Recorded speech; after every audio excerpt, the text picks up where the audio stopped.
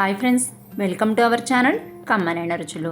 మీరు ఇప్పటి వరకు బోలెడన్ని రకాల లడ్డూ రెసిపీస్ ట్రై చేసి ఉంటారు. అవన్నీ ఒక ఎత్తు అయితే ఈ లడ్డూ రెసిపీ మరొక ఎత్తు అండి. నిజంగా చాలామంది బూందీ లడ్డు, తొక్కుడు లడ్డు, రవ్వ లడ్డు ఇలా బోలెడన్ని రెసిపీస్ చేస్తుంటారు. కానీ వాటి వేటిల్లో రాని సాటిస్ఫాక్షన్ ఈ లడ్డు చేసేటప్పుడు తినేటప్పుడు వచ్చిందండి. అంత టేస్టీగా, మంచి హెల్తీగా, ఎముకలు కండరాలు పుష్టిగా ఉండేలాగా ఉండే ఈ లడ్డు రెసిపీని పిల్లలతో పాటు పెద్దవాళ్ళు కూడా రోజుకు ఒక్కటి తింటే చాలండి. స్వీట్ తినాలనే క్రేవింగ్స్ తగ్గి ఎముకలు కండరాలు పుష్టిగా ఉంటాయి. చెడు కొలెస్ట్రాల్ కూడా కంట్రోల్లో ఉంటుంది.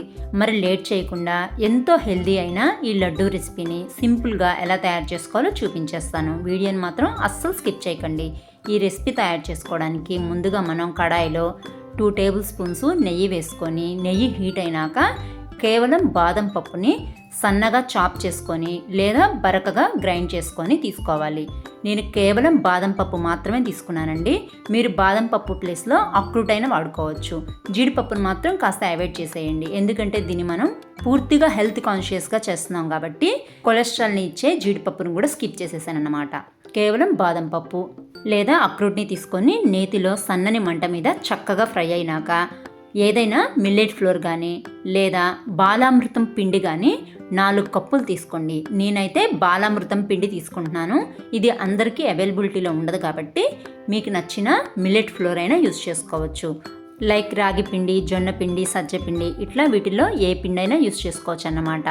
ఆ పిండిని ఇలాగే నేతిలో సన్నని మంట మీదే బాగా మిక్స్ చేసుకుంటూ మంచి అరోమా వచ్చే వరకు ఫ్రై చేసుకోవాలి. మంచి అరోమా వచ్చే వరకు ఖచ్చితంగా ఫ్రై చేసుకోవాలి. ఎందుకంటే మిల్లెట్లు ఫ్రై అవ్వడానికన్నా కుక్ అవ్వడానికన్నా కాస్త టైం పడుతుంది. కాబట్టి సన్నని మంట మీదే కొంచెం ఓపిక్గా మధ్య మధ్యలో మిక్స్ చేసుకుంటూ చక్కగా ఫ్రై చేసుకోవాలి. ఈ బాలామృతం పిండి పౌష్టికాహార లోపం పోవడం కోసం చిన్నపిల్లలకి గవర్నమెంట్ వాళ్ళు ఫ్రీగా ప్రొవైడ్ చేస్తుంటారండి. నాకైతే ఈ పిండి మా నైబర్స్ ఇచ్చారనమాట. అందరికీ అవైలబిలిటీలో ఉండదు కాబట్టి మీకు నచ్చిన మిల్లెట్ ఫ్లోర్తో ఈ లడ్డు తయారు చేసుకోవచ్చు. ఈ పిండి చక్కగా ఫ్రై అయినాక 1 కప్పు బెల్లం పొడి కానీ లేదా తురిమిన బెల్లాన్ని కానీ కప్పు వేసుకొని మరొకసారి చక్కగా మిక్స్ చేసేసుకోవాలి. మిల్లెట్ ఫ్లోర్ యూస్ చేసే వాళ్ళైతే 1.5 కప్పు బెల్లం తరుగును వాడుకోండి. ఎందుకంటే బాలామృతం పిండిలో ఆల్రెడీ షుగర్ కాస్త యాడ్ అయి ఉంటుంది కాబట్టి నేను బెల్లం పొడి 1 కప్పు మాత్రమే వేసుకున్నాను. లేదంటే మిల్లెట్ ఫ్లోర్ వాడేవాళ్ళు 1.5 కప్పు బెల్లం కంపల్సరీ వాడాలండి. 1.5 కప్పు బెల్లం చక్కగా వేసి మిక్స్ చేసేసుకున్నాక ఇలా పిండిని కాస్త ప్రెజర్ ఇస్తూ కడాయిలోనే కాస్త ప్రెస్ చేసేసేసి కొద్దిసేపు పూర్తి సిమ్లో ఉంచేసేయండి. ఇలా చేయడం వల్ల ఏమవుతుందంటే ఆ పిండి వేడి సెగకి బెల్లం కాస్త మెల్ట్ అవుతుందన్నమాట. మనం ఈ లడ్డు తయారీలో ఎక్కువగా నెయ్యి వాడట్లేదు, బెల్లం పాకం పట్టట్లేదు కాబట్టి కనీసం బెల్లం పొడి లేదా బెల్లం తరుగు కాస్త మెల్ట్ అవ్వడం కోసం ఇట్లా పిండిని అదింపెట్టి వేడి సెగకి మగ్గనిచ్చినాక అలాగే 2-3 సార్లు చేసామనుకోండి, బెల్లం చక్కగా మెత్తగా అయిపోతుంది. పిండిలో చక్కగా మిక్స్ అవుతుంది. ఎటువంటి పాకం పట్టే పని ఉండదు. నెయ్యి కూడా ఎక్కువగా వాడాల్సిన అవసరం ఉండదు. ఫైనల్గా ఇంకొక స్పూన్ నెయ్యి వేసేసి అది కూడా చక్కగా పిండిలో మిక్స్ అయిపోయే వరకు చక్కగా ఫ్రై చేసుకోవాలి. మనం ఈ లడ్డూలన్నీ కేవలం 3 టేబుల్ స్పూన్స్ నెయ్యి వాడి చేస్తున్నాము. నేను చేసిన లడ్డూలు అయితే కనీసం ఒక 25 దాకా వచ్చాయండి. 25 లడ్డూల్ని జస్ట్ 3 టేబుల్ స్పూన్స్ నెయ్యి వాడి చేసామంటే గొప్ప విషయమే కదా. అదే సున్నుండల్ లాంటి రెసిపీస్లో అయితే బోలెడంతా నెయ్యి వాడతాము. కానీ ఈ మిల్లెట్ లడ్డూలో జస్ట్ 3 టేబుల్ స్పూన్స్ నెయ్యి వేస్తే సరిపోతుంది. ఇప్పుడు పిండిని కాస్త గురువులాగా చేసేసుకొని 1/2 కప్పు పాలు పోసుకొని పిండిని కొద్దిగా పాలన్నీ మిక్స్ అయ్యేలాగా కలుపుకుంటూ ఇంకొకసారి చక్కగా ఫ్రై చేసుకోవాలి. 1/2 కప్పు పాలు మాత్రమే పోసుకున్నాం కాబట్టి పిండి మొత్తం పాలు అబ్జర్వ్ చేసేసుకుంటుందండి.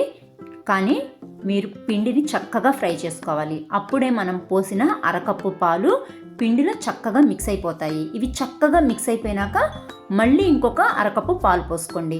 పాలు ఒకేసారి ఎక్కువగా పోసుకోవద్దు.